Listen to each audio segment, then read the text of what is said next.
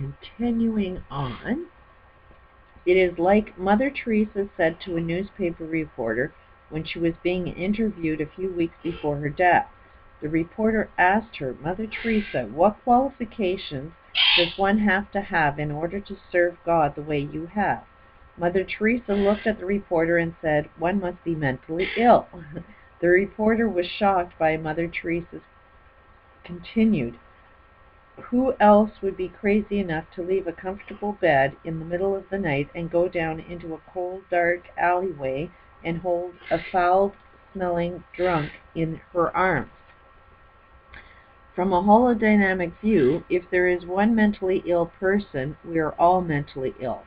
If there is one drunk, criminal, bad person, unsaved soul, or dysfunctional person, we are all, to some degree, in some condition. Those we label and try to separate from ourselves are those who act out that part of ourselves we have not yet learned to master.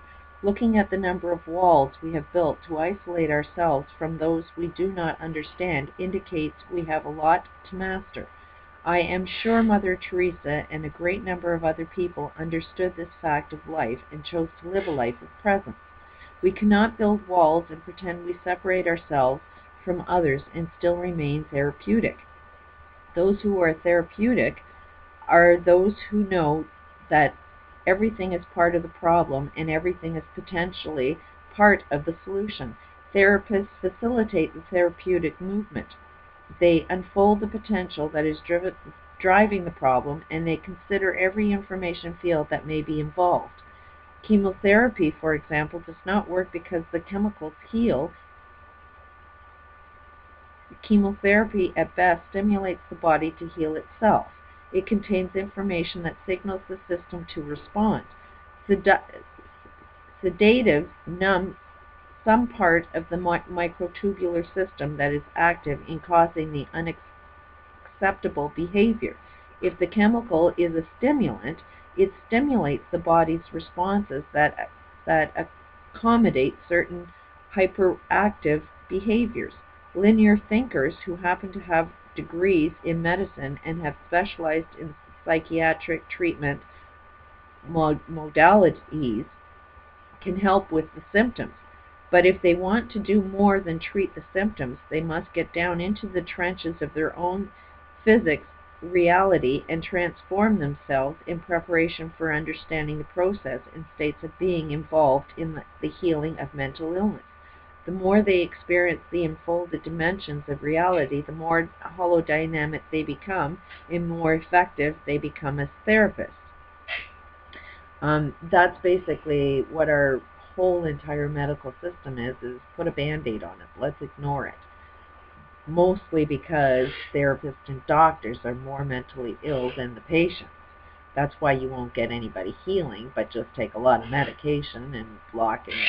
We don't even see a problem exist. Meanwhile, you're going to get a whole friggin' planet on medication because we're all friggin' mentally ill. Those who are focused on internal dialogues or external groups' processes often trust that the process will help the patient self-heal.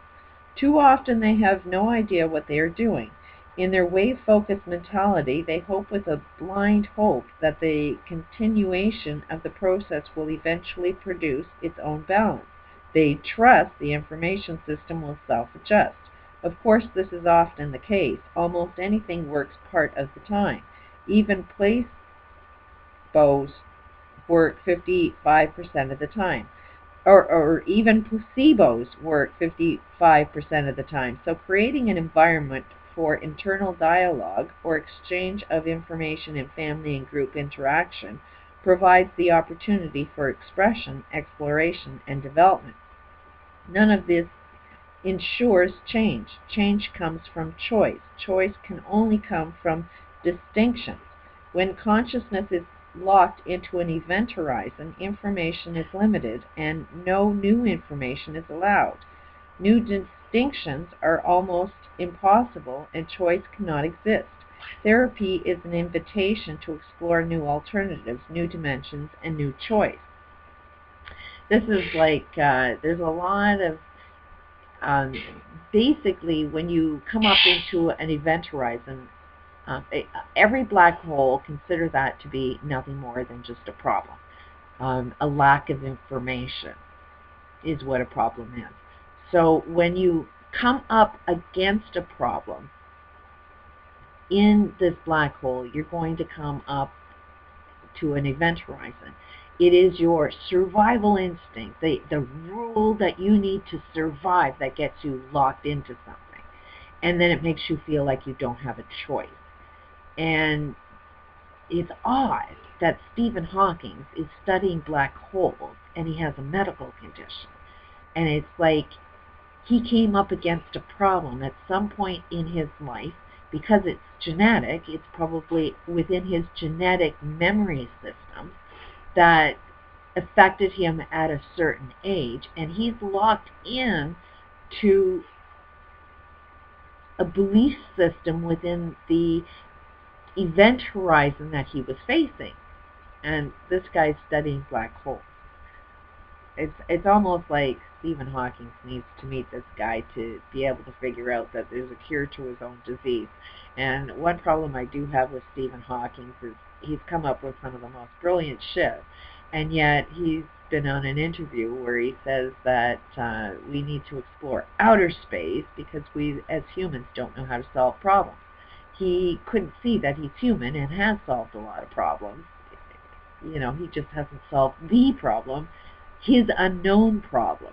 If he could solve his unknown problem, which the symptoms are his illness that he deals with, if he could cure that, then he'd be seeing that we don't need to constantly explore our outer world and run from our problems, but actually go into ourselves and solve the problems from within internally, which will create a completely different universe. You will take a different perspective on all black holes and what to do when we hit an event horizon, which that's what the 2012 thing is all about. There's coming up, we're in the event horizon just before we go into a black hole. How we conduct ourselves right now will depend on whether we get cured or not. Anyways, I'll keep reading. When I was a youngster, my mother used to cook the best stew. Through the eyes of a child, it looked to me as though she was just throwing everything in a pot and hoping it tasted good. Now that I am an adult and have cooked my own stew, I realize my mother knew exactly what she was doing. Like any good cook, a therapist must also know exactly what he is doing. We cannot afford to just throw everything into a pot in a treatment of mentally ill. Information has its own order of growth. Holodynes and parallel worlds are not necessarily enhanced when people with certain challenges are put together in the same process or the same group. Holodynes do not necessarily grow into maturity just because they are allowed to express themselves. Sometimes they get even stronger. Maturing, potentializing, and manifesting of solutions is a precise order. This is why tracking, reliving, pre-living, and potentializing processes work so well. These processes are discussed in detail in works in Wolf 1990, 97, 98, Therapy Manifesto 2004, the Five Manuals 2004, and Rector 1997, which I've got the books, which I'm willing to read if people are interested in it. Information systems naturally grow. There is a process by which holodynes from our past experiences can change. This process remains the same for holodynes from parallel worlds or other dimensions of consciousness. There is what appears to be a universal process by which the transformation of information takes place. This natural process is the reason we mature, obtain wisdom, and become more effective in life. Even the most reasonable immature holodynes, like the ones that cause mental illness, can be aided to unfold their potential. Even though the holodynes that are causing the mental illness have become self-enclosed and locked within their own little bubble of information, they can be enticed to explore new horizons. They function internally, and even though they may have little sensitivity to their host and potentially causes many problems, for not only their host person, but also for the collective society. They can be reached and transformed. This is the job of the therapist, even though the collective field of insanity, which holds such holodynes, is their field, can be shifted. You know what I find is really odd is oh, David, who's the guy that's into the elites and dragons and oh, I forget his name. He's been in. He's one of the first. I forget his name. I wish I could remember his name. Anyways, on his website, he has this book linked up. So, he's getting all of this information. He knows about it. That link has been up there for years, and yet he doesn't really know this stuff too well. It is generally uncontested among particle and wave therapists that human information systems are self-organized, and most will admit that information can become self-directed. Thus, the voices within an internal dialogues that are constantly self-organizing, and not only are they self-directive, they are usually host-directive as well. Holodynes that self-organize carry on continual dialogues and cause things to happen are sometimes referred to as entities. These seemingly dysfunctional holodynes, especially the ones that cause mental illness, are very self-preserving. They pass on from one generation to another. Down through the generations can even embed themselves as part of the genetic code. They spread as friends and family and become part of the family, part of society and culture. Thus we are able to inherit the wisdom of our ancestors as well as their pathologies. That makes the field of mental illness so fascinating, is that dysfunctional holodynes are usually reinforced by the field of pathology that is contained within our collective consciousness, our lack of consciousness. Families, for example, may all exhibit signs of mental illness, but can manage pretty well in life because one family member, the identified patient, will act out the symptoms hidden within the field of family dynamics. Another factor that makes mental illness so challenging to treat is that holodynes are also passed on through cultural and environmental influences. They are being molded by our intimate family and friends. Our entire societies can be mentally ill. Most of them are in one way or another. On one trip to Russia, our plane landed in Ireland. We had only half a day stopover, but we arranged ahead for representatives in Irish Republic to meet with us. Their entire conversation focused upon the great injustices of the past. They were so outraged about an event in 1634 that they failed to see that their actions were a continuation of the same dance.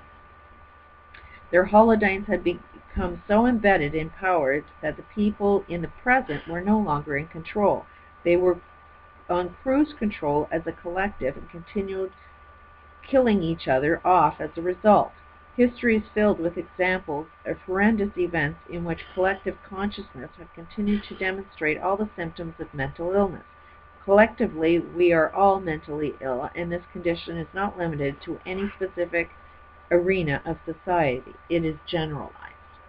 We're all freaking insane. This is why I love this book, because when I was watching professionals who claim to be out there to be helping me, were labeling me as being the one that's, mentally ill. And it's like, how can I possibly be mentally ill? I'm the one that's feeding children. I'm the one that gets up and works 24/7. I'm the one that is the victim of known crimes, and I'm seeing professionals say that the crimes being done are victimless crimes. Or police officers, when you go in to get help because a crime just took place, they look at you and say, pull yourself together, nobody's going to believe a word you say. It's a crime. It's, crime is, it's just complete insanity. judges giving orders where the mother where the children live must pay child support to a deadbeat father. That goes against our laws, but these judges appear to be mentally ill while they say that I'm the one that's crazy. You know, we've got laws that we don't enforce, and then we call the victim mentally ill. It's like something's fucked up with that picture. I'm just saying.